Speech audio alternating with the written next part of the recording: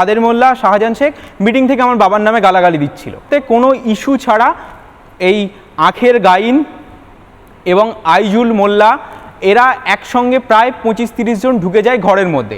ঢুকে গিয়ে এরা বলতে থাকে যে আজকে আমার বাবাকে বলছে যে তোকে আজকে এখান থেকে তুলে নিয়ে যাব, তোকে কেউ বাঁচাতে পারবে না। বাবা বারবার এদেরকে বলে যে তোরা এখান থেকে চলে যা।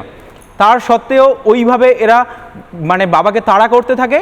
সেখানে নিয়ে গিয়ে আমার বাবাকে প্রথমত 50 থেকে 60 জন ঘিরে নিয়ে তখন আমার বাবা ছুটছে, পিছনে সুকান্ত কাকু ছুটছে, আগে দেবদাস কাকু ছুটছে। সেখানে এরা 50-60 জন ঘিরেছে।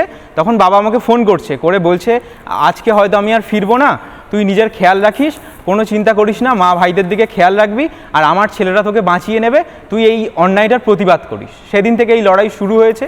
তারপরে আমি বাবাকে ফোন করি, বাবা শুধু বলেছিল যে যদি পারিস একটু আউটপোস্টে ফোন কর, ওরা কেউ ফোন তুলছে না।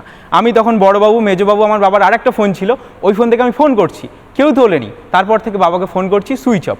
প্রত্যক্ষদর্শীদের দাবি যে ওখানে আমার বাবাকে প্রথমে কুপানো হয়, কোপানোর পরে তখন মাথার মধ্যে পেরেক গুঁজে দেওয়া হয়, এবং যখন দেখছে মারা যায়নি তখন জলের মধ্যে চুবিয়ে চুবিয়ে শেষমেশ বাঁ চোখে আমার বাবার গুলি করে ইলিয়াস মোল্লা আর কাদের মোল্লা।